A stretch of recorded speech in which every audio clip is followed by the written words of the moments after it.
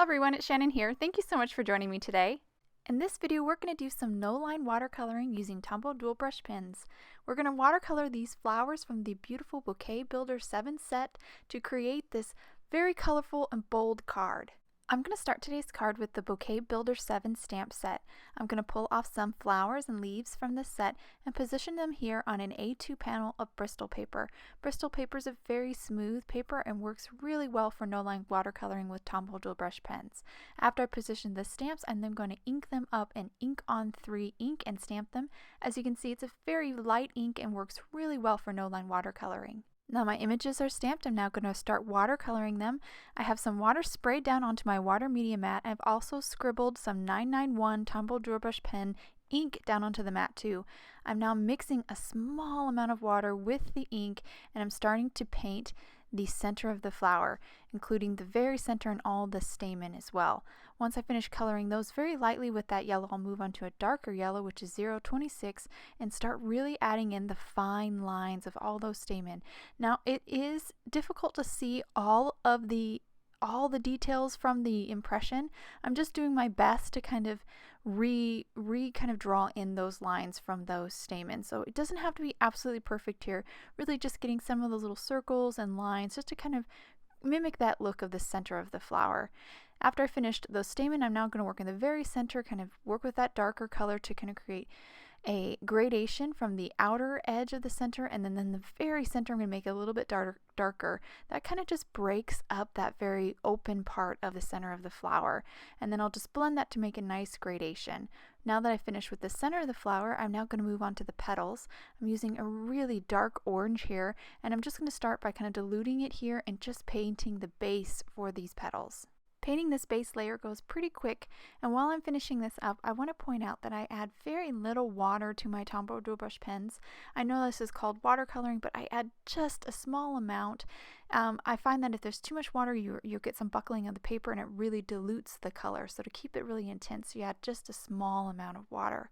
Now that I finished that base, I'm going in with that same orange and adding in my shadows. This is really making those petals pop and really adding that definition and that depth. I'm adding basically this darker shade anywhere at the base where the petal meets the center and anywhere where one petal overlaps another. And again, that just this little bit of adding that darker color really helps that flower and those petals to pop. Now that I've finished that poppy, I'm going to move on to another flower. Not sure if this is a peony or a rose, but for this flower I picked out a really rich mauve color, and I'm just going to start kind of at the base of the petal where the petal meets kind of the center, and I'm starting with my most intense color, and once I kind of lay that down, I'll then clean my brush and start to blend out that ink so it gets a nice gradation over the petal, and this will add lots of depth and really start to make all these petals pop. Now this flower has a lot of petals, so this is a very time consuming process, but it is very repetitive, so I kind of skipped ahead here so you can kind of see me just repeat over and over again finding those petals. Again, some of the lines can be difficult to see because the ink is so light. Just do your best. It just doesn't have to be absolutely perfect. It is a flower, and you know there's not a set number of petals on this flower, so you don't have to stress so much about it. Just do the best you can to kind of see where the lines are and recreate these petals. I'm continuing to work my way around this flower.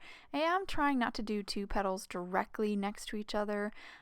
Again, I am using only a small amount of water, so I don't have to worry too much about one petal kind of bleeding into the other, but it is just a good practice to kind of try to not do a petal right next to each other, kind of go back and forth. I kind of work on either side of the flower is kind of how I work.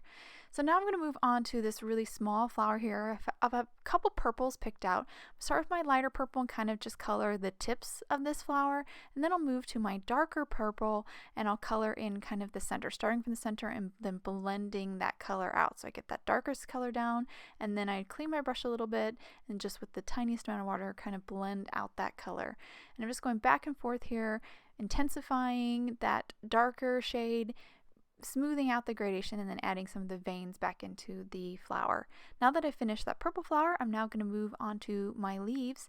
Now for these leaves, I'm going to do a combo of colors, starting with this really beautiful kind of blue-green color, just painting it really dark at the base of the leaf and the stem, and then once I get that dark color out, down, I'll then blend it out to create a nice gradation over the leaf. And then I'll move on to my other shade of green, which is 126. And then starting from the tip of the leaf, kind of blending towards the base of the leaf, I'll kind of add that green color. And that just really kind of warms it up and just adds a nice look with those two different shades. Now moving on to my other leaves. I always like to have two colors of greens for the leaves, and so this other set of leaves I have much more of an olive color, and I'm just simply coloring these just like I did with the petals, kind of the darker color at the base of the leaf and then blending it out. So I'm finishing up this kind of large almost like branch of leaves, and now I'm going to do this little leaf here. I think this leaf is for the poppy. It's kind of fern-like. This one is has lots of details, so again, just do the best you can. Just taking my time here. I have a really thin brush and just kind of going over and trying to get all of those leaves. Again, I can't do it perfectly because it is a little bit hard to tell with the ink being so light, but I just do the best I can. So I'm just about done here, just finishing up the very tip of that leaf. And now I'm going to go back to my poppy here. I just felt like that orange just wasn't looking very good with my other flower colors. So I decided to kind of warm it up a little bit so I have kind of a really like a red-orange color, maybe a corally color. I'm going back over the petals again, just adding this other layer, this warmer color, and I think that will just kind of it just mixes better with the purples that I have already, that purple and mauve. So now that I finished coloring, I went ahead and die cut them out with the matching dies, and now I have an A2 panel of white cardstock, and I'm going to ink blend over this panel to create our background. I have several Distress Oxides picked out. I'm starting with Ground Espresso. That's going to go at the very bottom quarter of my panel. Then I'll move on to Aged Mahogany. I picked some really dark, deep, rich colors. I found that these darker shades really do help to make my No-Line watercoloring flowers pop. I really like pairing my No-Line watercoloring images with really rich, colorful backgrounds. So now that I've finished the Aged Mahogany, I'm going to move on to Seedless Preserves and ink blend this next portion of the panel. Again, going back over and blending with mixing kind of over the Aged Mahogany and even down at the bottom where the Ground Espresso is. I just wanted to kind of make this a little bit more mauve-y and a little bit less kind of brown. Now that I've finished with the Seedless Preserves, I'm going to do a little picked raspberry, and once I do that top portion with the picked raspberry, I'll go back over with some more Seedless Preserves to just kind of smooth out that gradation. Now that I've finished ink blending, I've grabbed a brush here, I've got it loaded with some water, and I'm just adding some water spots. This will just kind of break up that background a little bit more and just add a little bit more interest to it. So I'm just going to continue to kind of splatter some of these little water droplets all over, and because this is Distress Oxide, you get that beautiful kind of oxidation where the water droplets are. Now I have a little bit of Gansai Tombow gold paint here. I'm going to do a little bit of splattering of this gold paint, kind of keeping it on the left side of the panel. I don't want any paint in the upper right because I want to keep that free for my sentiment. So now that the panel is completely dry, and I even heat set it a little bit, I went ahead and arranged my flowers, and they're not stuck yet. I just have them positioned there on the panel so I can figure out where I want my sentiment to go. The sentiment is from the Sweet Sentiment stamp set. Now that I've picked it up with my MISTI, I'm going to pick up my flowers. I have a little piece of press and seal wrap. Just going to press it all over that arrangement and put that to the side. I'm going to heat emboss my sentiment, so I did put down some anti-static powder. Now I'm going to ink it up in Versamark ink, pour on some gold embossing powder, and then just heat set with my heat tool.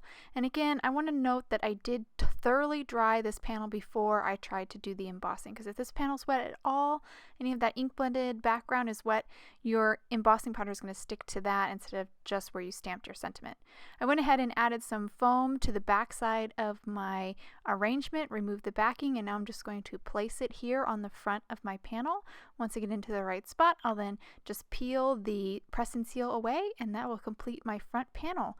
Now all I have to do is adhere this onto the front of an A2 top folding card base. So I'm just going to grab some liquid glue here, place it all over the front of my card base, and then stick down my panel. And I'll hold it just for a second to let that glue set up, and once that glue is set, this card is done. I'll hold it to the camera so you can get a good look.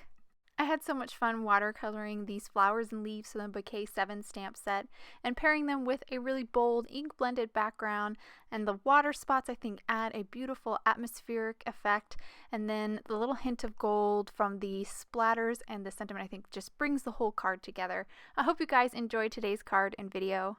If you'd like any more information on the products I use, please check out the links below in the description. I'll also share links to my blog and my Instagram as well. And if you like this video, I'd so love for you to subscribe to my channel. Thank you so much for watching and have a wonderful day.